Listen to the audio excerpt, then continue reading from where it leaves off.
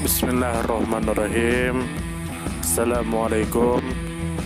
Bertemu lagi dengan sendiri atau diantarin. Semoga kita baik-baik saja dan semoga kita masuk surga. Amin. Sekarang masuk ke video. Masjid Arab. Tentu saja kemungkinan tidak asing di telinga kita, terlebih bagi para orang-orang yang pernah mendengarnya. Disebutkan menurut informasi yang beredar bahwa Masjid Arab adalah sebuah masjid bersejarah yang terletak di kawasan Karakoy, Istanbul, Turki. Bangunan ini awalnya merupakan sebuah gereja Katolik Roma yang didirikan oleh para biarawan Ordo Dominikan pada tahun 1325, di atas atau di dekat lokasi sebuah kapel yang telah ada sejak tahun 1233 dan didedikasikan untuk Santo Paulus. Meskipun mengalami berbagai perubahan pada masa Kesultanan Utsmaniyah, bangunan ini tetap menjadi satu-satunya contoh arsitektur gotik religius abad pertengahan yang masih tersisa di Istanbul. Kemudian menurut informasi yang beredar bahwa bangunan ini pertama kali dibangun oleh para biarawan Ordo Dominikan yang berpusat di Eropa Barat. Pada masa Kesultanan Utsmaniyah, Sultan Mehmed II yang berkuasa antara pertengahan abad ke-15 berperan dalam mengubah bangunan gereja tersebut menjadi masjid sekitar tahun 1475 hingga 1478. Kemudian Sultan Bayezid II memberikan masjid ini kepada para pengungsi Muslim dari Al-Andalus yang datang ke Istanbul setelah melarikan diri dari Inkuisisi Spanyol pada tahun 1492. Kemudian menurut informasi yang beredar bahwa pembangunan awal dimulai pada tahun 1323 dan selesai pada tahun 1325. Perubahan menjadi masjid terjadi antara tahun 1475 hingga 1478 pada masa pemerintahan Sultan Mehmed II. Selanjutnya pada tahun 1492 masjid ini menjadi tempat penting bagi para pengungsi Muslim dari Al-Andalus. Hingga kini, Masjid Arab tetap berdiri sebagai salah satu masjid bersejarah di Istanbul. Kemudian menurut informasi yang beredar bahwa Masjid Arab terletak di distrik Beyoğlu, tepatnya di lingkungan Karakoy atau kawasan Galata abad pertengahan. Lokasinya berada di Galata Mahkemesi Sokak, tidak jauh dari pesisir utara Tanduk Emas dan dikelilingi oleh berbagai toko kerajinan. Kemudian menurut informasi yang beredar bahwa pengubahan gereja menjadi masjid dilakukan karena Istanbul telah berada di bawah kekuasaan Kesultanan Utsmaniyah setelah penaklukan. Sultan Mehmed II ingin memanfaatkan bangunan tersebut sebagai pusat ibadah umat Muslim. Kemudian Sultan Bayezid II mengaitkan masjid ini dengan para pengungsi Muslim dari Al-Andalus sehingga tercermin semangat toleransi dan solidaritas terhadap sesama Muslim yang membutuhkan tempat tinggal baru. Kemudian menurut informasi yang beredar bahwa transformasi bangunan dari gereja menjadi masjid dilakukan tanpa menghilangkan ciri khas arsitektur gotik yang telah ada sejak abad pertengahan.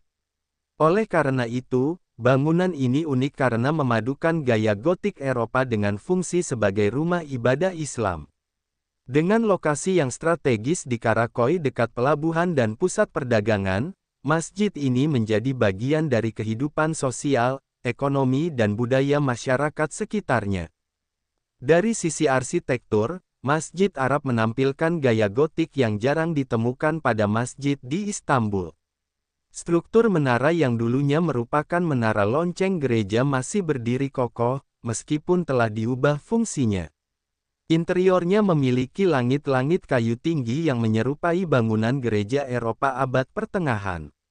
Hal ini menunjukkan kesinambungan sejarah dan adaptasi budaya yang terjadi ketika sebuah bangunan berpindah fungsi.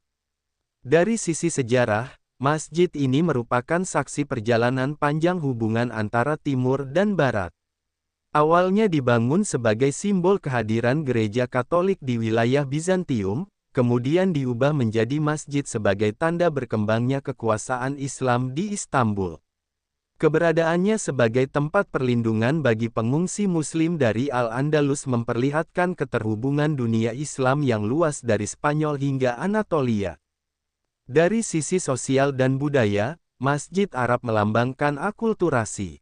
Kawasan Galata sejak lama menjadi pusat perdagangan internasional, tempat pertemuan berbagai etnis, agama dan budaya. Masjid ini tidak hanya menjadi tempat ibadah, tetapi juga simbol integrasi komunitas Muslim baru yang datang ke Istanbul. Dari sisi pendidikan, masjid ini memberi pelajaran bahwa arsitektur tidak hanya sekadar bangunan fisik, melainkan juga catatan hidup dari perjalanan sejarah umat manusia. Perubahan fungsi dari gereja menjadi masjid menunjukkan kemampuan masyarakat dalam beradaptasi, merangkul keberagaman dan melestarikan warisan sejarah. Dari keberadaan Masjid Arab dapat dipetik nilai positif berupa pentingnya toleransi dan solidaritas. Masjid ini menjadi tempat bagi pengungsi Muslim dari Al-Andalus untuk menemukan rumah baru setelah terusir dari tanah kelahiran mereka. Hal ini mengajarkan arti kepedulian terhadap sesama. Selain itu, bangunan ini juga memberi pelajaran bahwa warisan budaya masa lalu harus dijaga dan dilestarikan, karena menyimpan nilai historis yang berharga bagi generasi mendatang. Kelebihan dari Masjid Arab adalah keunikan arsitekturnya yang memadukan ciri khas gotik dengan fungsi sebagai masjid Islam, sesuatu yang jarang ditemukan di Istanbul. Selain itu, masjid ini menyimpan nilai sejarah yang luas, mulai dari sejarah Eropa Katolik hingga dunia Islam. Perannya sebagai tempat berlindung bagi pengungsi Muslim dari Al-Andalus juga memperkuat makna sosial dan kemanusiaannya. Namun, kekurangannya terletak pada kurangnya pemahaman sebagian pengunjung mengenai nilai sejarah yang dimiliki masjid ini. Banyak yang hanya melihatnya sebagai bangunan tua tanpa memahami kisah perjalanan panjang yang melatar belakanginya. Saran yang membangun adalah perlunya penyediaan informasi edukatif yang lebih lengkap bagi pengunjung, baik dalam bentuk papan informasi, tur sejarah, maupun publikasi ilmiah. Dengan demikian, Masjid Arab dapat lebih dihargai bukan hanya sebagai tempat ibadah, tetapi juga sebagai warisan sejarah dunia. Sumber referensi Google Chrome dan ChatGPT.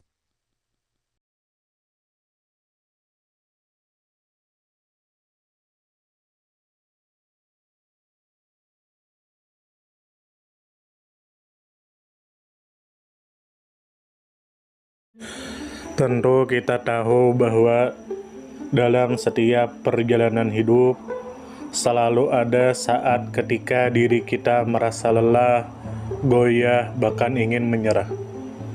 Namun di balik setiap perintangan tersembunyi peluang untuk tumbuh dan menguatkan diri kita. Hari ini adalah kesempatan baru, saat yang tepat untuk kembali menyusun niat, memperbaiki langkah, dan meyakini bahwa setiap tetes usaha tidak akan pernah sia-sia. Bangkit bukan karena tidak pernah jatuh, tetapi karena memilih untuk tidak tinggal dalam kejatuhan. Teruslah melangkah meski perlahan, karena selangkah lebih dekat adalah lebih baik daripada diam dalam keraguan. Ya Allah, ya Tuhan kami yang Maha Pengasih lagi Maha Penyayang, jadikanlah hidup kami ini sebagai ladang amal yang penuh berkah. Berikan kekuatan untuk terus menebar kebaikan di dunia. Anugerahkan kemudahan dalam menghadapi segala ujian, dan karuniakan akhir kehidupan yang baik. Lindungi diri kami dan keluarga dan fitnah dunia yang menipu. Jadikanlah akhirat kami sebagai tempat peristirahatan terbaik, dan masukkanlah kami ke dalam surga-Mu bersama orang-orang yang Engkau cintai, serta jauhkan kami dari siksa api neraka dan kemurkaan-Mu yang tak tertahankan. Kepada setiap orang yang pernah hadir dalam perjalanan ini, terima kasih atas waktu, kebaikan, dukungan, bahkan teguran. Maafkan atas setiap kata yang menyakiti, sikap yang mengecewakan, atau hati yang mungkin belum sepenuhnya mampu menjaga Manusia tidak pernah sempurna, namun ketulusan untuk tetap terus belajar dan memperbaiki diri tidak akan pernah padam. Tentu kita tahu bahwa kebaikan tidak selalu datang dalam bentuk besar. Terkadang senyum kecil yang tulus, tangan yang ringan membantu, atau telinga yang mau mendengarkan sudah cukup untuk mengubah hari seseorang menjadi lebih bermakna. Jangan pernah kita menyepelekan kebaikan sekecil apapun, karena bisa jadi satu perbuatan kecil bisa menjadi rahmat Allah turun. Tentu kita tahu menjadi pribadi yang baik bukan berarti tanpa celah, namun menjadi pribadi yang senantiasa sadar dan ingin terus memperbaiki diri. Kebaikan itu menular, dan siapapun yang menanamkan kebaikan akan menuai kebahagiaan meski tak selalu terlihat oleh mata. Dunia membutuhkan lebih banyak hati yang lembut, tangan yang menguatkan, dan jiwa yang peduli. Semoga usaha yang dilakukan bernilai ibadah. Semoga hidup kita menjadi pemberat amal baik, dan semoga kelak ketika dunia telah kita tinggalkan, nama yang tertinggal bukan hanya sekedar dikenang, tetapi menjadi doa yang terus mengalir karena kebaikan yang tidak pernah berhenti untuk ditanam. Terima kasih banyak. Mohon maaf jika ada salah. Silahkan jika suka ditekan tombol like, silahkan share, dan jika ingin memberikan saran dan komentar, silahkan komen. Semoga kita baik-baik saja, semoga kita masuk surga. Wassalamualaikum warahmatullahi wabarakatuh.